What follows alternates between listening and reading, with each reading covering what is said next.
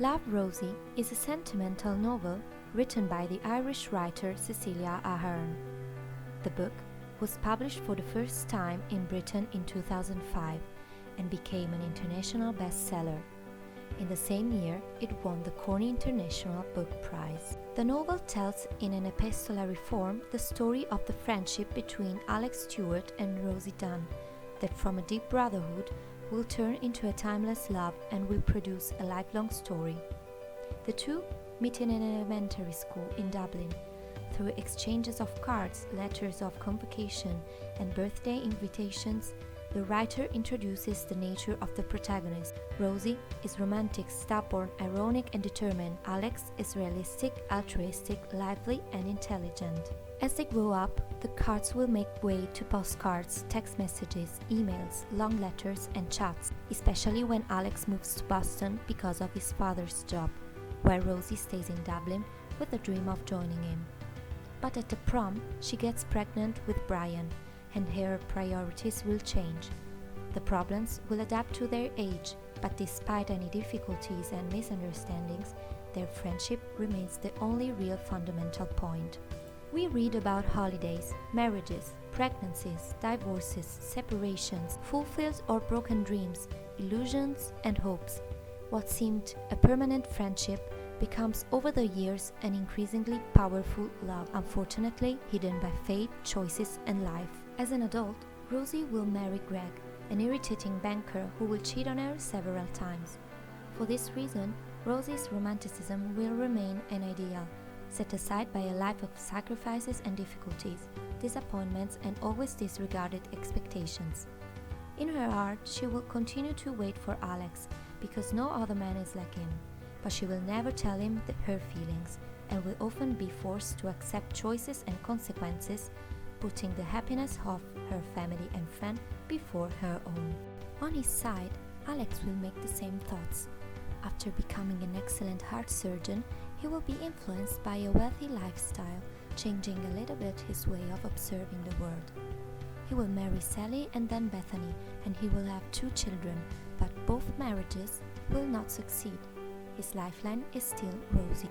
All the characters contribute in a positive or negative way to enrich the plot. Katie, the daughter for whom Rosie will make the greatest sacrifices. Stephanie, the older sister, a loving confidant. Ruby, the honest friend. Her parents, always ready to support her. In the epilogue, the reader finally can breathe a sigh of relief. After the death of her parents, Rosie transforms their house into a B&B, finally making her dream of running a hotel come true, and after 45 years, spending the rest of her life with Alex. In 2014, the homonymous film, directed by the German director Christian Detta and presented at the 9th Rome International Film Festival, was released in cinemas.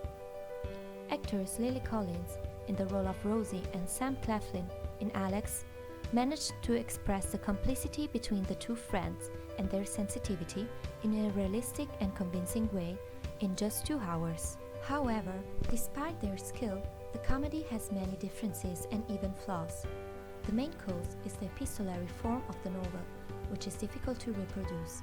In fact, the screenplay fails to convey the intensity of the novel, touching in a very superficial way Rosie's unspeakable fears and desires, Alex's love and protective instinct, the close bond of love between Rosie's family members, the strong support of a friend full of insecurities like Ruby, and the parent-children relationship in all its forms. To perform 45 years of events in only 12 years, many scenes have been omitted or reassembled in a different way than in the original plot. Others have been added to simplify the seriousness of the events. Many characters have not found space or have not received the attention they deserved. As well as Rosie's obsession with hotels, her determination pillar that makes her be strong even in the hardest moments, like her condition of single mother. In the book, Rosie immediately tells Alex about the pregnancy, while in the film she carries it on without telling him and considers the adoption until the birth of her daughter. Alex will discover about it by chance on a visit from Boston. We have another plot twist in the scene where Rosie goes to the prom with Brian because Alex cannot come back from Boston. In the movie, this situation is completely distorted. Alex hasn't moved to Boston to study yet, but he won't go to the prom with Rosie because both of them have other dates, Bethany and Greg. Brian and Greg are the same character, Greg, who is both Kathy's father and later Rosie's husband.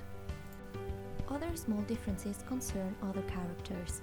Two younger brothers who only play a side role replace Rosie's big sister Stephanie and her little brother Kevin. Ruby, a work colleague and friend, in the film is the owner of the pharmacy where Rosie buys the pregnancy tests and then becomes her friend. Despite these differences, which may more or less bother the lovers of the written version, the story remains the same. And the moral is always carpe diem. Don't wait for time to run out. Mistakes happen. What matters is knowing how to start over every time, remaining anchored to the certainties of life, to people who always know how to contain our weaknesses and love by joy with us without fear of sounding crazy.